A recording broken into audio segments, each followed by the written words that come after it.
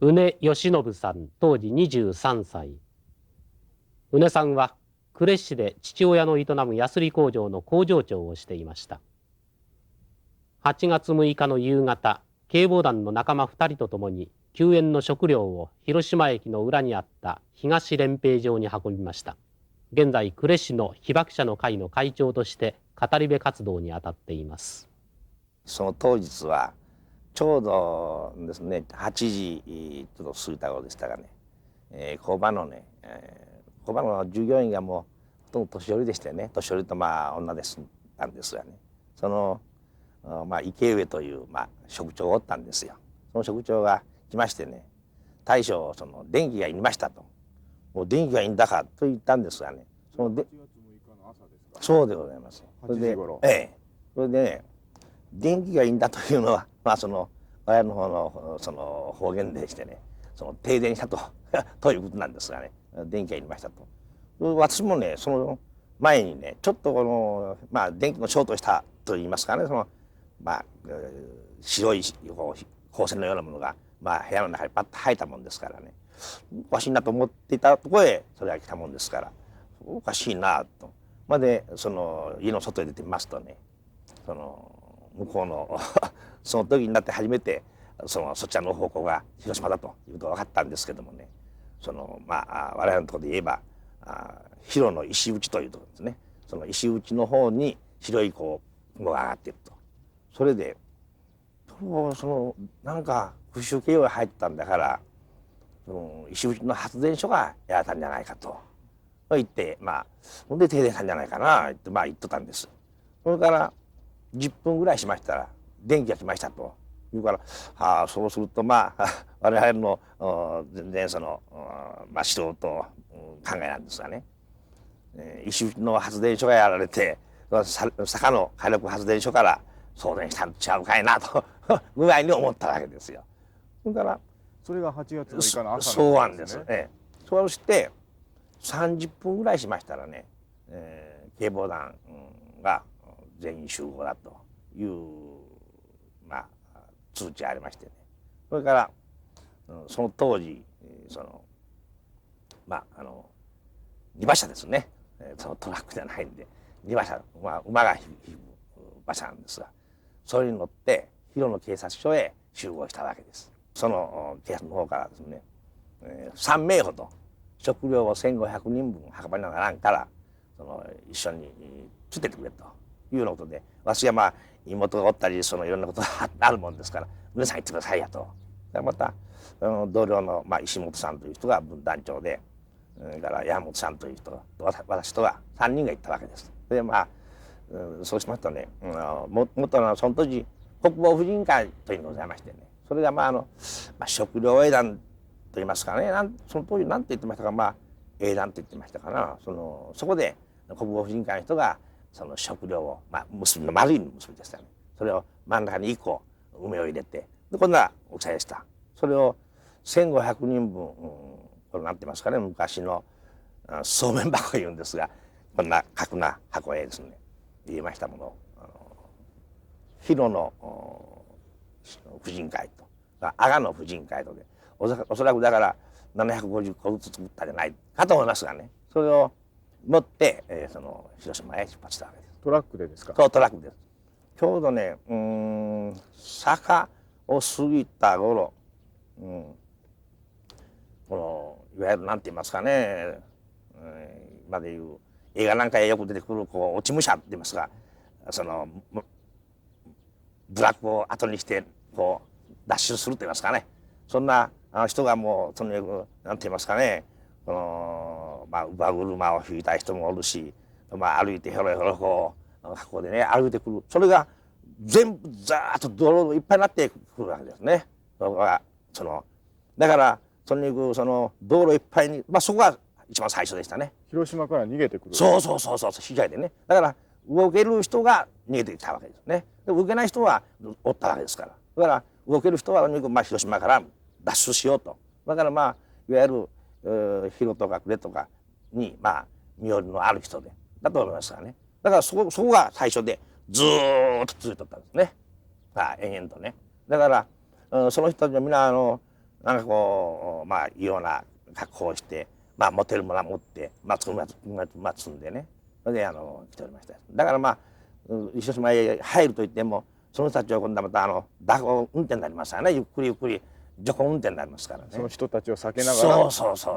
時間もかかりますね、こっち入るのにね。広島入ったのは何時頃ですか？だからね、大体もう5時6時過ぎたと思いますね。だから6時過ぎて入って、6時過ぎちゃいましたね。それで、一応その女川の発所へ行ったわけですよ。だから結局西連兵へ行ってくれというわけなんです。それで、この道取ってきたんですからね。それから西連兵へ行かねばならんので、西連兵へ行くべく出発したんですが、女川の発所は。ところがもうこの辺まで来ますと全部燃えてますからね、この町が全部ね燃えてるから、運転手がね当時のね燃料がなんかねバレー所かなんかで作るアルコール燃料のエンジンだったもんですから、引火するというわけなんですよ。で両ヘリがもう全部燃えてるから、西連兵へ入ったらとにかくガソリンに引火してトラックが燃えるから危ないからいかんというわけ。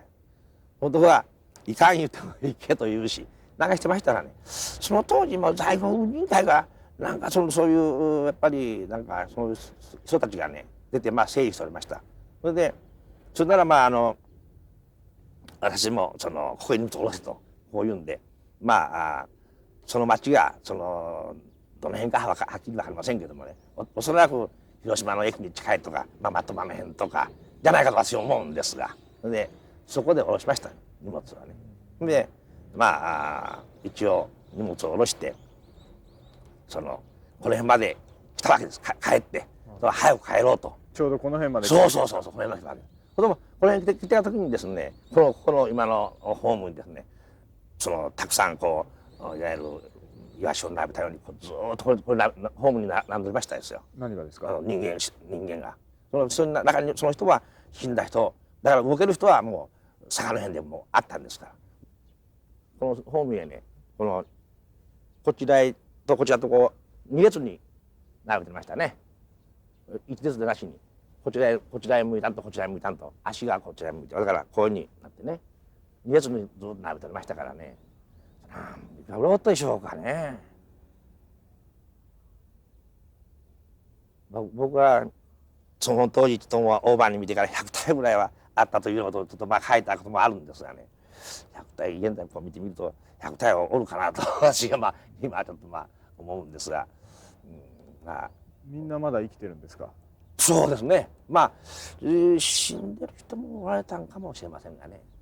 しかし動けない人だと思いますね、全部。またそれがこの川の中にですねたくさんまだ人がおったわけです。どうして川の中にああいう人は暑いから入ったのかと私はわからないんですがね、川にたくさん人がおられたということ。じゃあわしらも帰ろうと言う手元に帰ることだけ考えたんですが、ちょうどこの近所だと思いますが、もう少し過ぎたところで憲兵さんに止められました。その人がどこ帰るかと。これは呉帰るんですと。だからこの中にたくさんこの川におる人を引き上げて、で海隊士の方を連れてけいわけですよ。はい言うてですね、それが仕方ないじゃないんですが、それはその任務ですので、私もその川の中おりましてね、それで、上げるのがね、もうこう持ってあげるともう痛いというわけですよ、ほとんどの人がね。それで最終的にはね、こう下からこう持って上に押してあげる。上のもんがこう持ってあげる。そうあげると割に痛くないというような感じでしたね。でそれで当時はこの近所は全部畑田んぼでしてね、それでいわゆる野坪というのがあったんですよ。その野坪のねその屋根の藁をね麦藁を抜きまして、それで今のトラックの上にこうずっと並べましてね、それで我々はトラックの縁を押し付けてもいいんだから、だから一応怪我人は全部出すわけなんですが、だけども座るわけじゃないんですからね、その患者の人はね、まあ患者と言いますか負傷者の人はね、すぐもう横たわるでしょう。だから何人も乗れないわけですよね、その人がね。だからまあこれはそのまあたくさんはその詰めなかったわけなんですが。何人ぐらい乗せたんですか？さあ12、3人じゃないかと思いますがね。みんなどんな様子でしたか？だからねそれがねみんなまあほとんど自分で脱出できる人はもう動いとるんですから、もう動けない人ばかりですからね。だからもう中でそのトラックの中に横たわってもう規則永年って言いますかね、なんか、まあ中に女の子で小さい子で胸の方にこの辺おっぱいの方に黒いケロイドと言いますかね、今で言えば黒い傷のある人や、それからまた足のちょっとこの辺が着物が破れてこの辺がちょっと黒くなってる人とかね、いろんな人がまあおられましたけども、一番まあ悲惨なかったのは女の子がまあ水をくれ水くれと一生懸命にバカなんですよ。まあ水は持っておるんですけどもね、飲ましたらあかんとこ言う、死ぬんだから水飲ましたらすぐ死ぬからね、飲ましたとこ言う。でもねヘリで見てると足元で水が欲しい水が欲しいと言うんですよ。それでねあんまりかわいそうになりましてね、もうどうせダメなもんならね水やったっていいんじゃないかと私は思いましてね、それで水やったら悪い、どうせもうダメでしょ言って言ったらだからまあどうかなってまあ言われるもんですからね、まあ我慢しとったんですが、まああんまりしきりに水を水でいいもんですからね、まあかわいそうになりましてね、まあ末後の水と言いますか、飲ませてやった方がいいんじゃないかでまあ言いましたら、まあやってもいいわというようなことでね水やりましたらすぐ死にましたね。はい、もうすぐまあおいしそうに飲みましたけどもねすぐ死にましたです。その女の子はまあ現在と待ってるかもしれませんけどもね。いくつぐらいの？そうですね6つ7つぐらいやと思いますね。はい、まだ子供ですね。そうです、子供です。はい、まあそれが一番まあ目の前で死なれましたからね。その時は夜になってたんですね。もう夜になってました。だから、8時過ぎぐらいですね。8時過ぎだと思いますが、まあ、一応暮れ帰ったのが10時11時だと思いますんでね、だからまあおそらく8時から9時ぐらいだと思いますね。夜になっておりました。それで、患者を乗せてどうしたんですか？その患者をね解体地まで、解体地とね向かい灘へ、下ろしたと思います。と言いますのはねちょうどまたその女川の発出所で警官の人がねまた3名ほどおられましてね、それでその人がやっぱり指示されまして向こうの方で待っとる、まあ、消防団かなんかへね、まあ、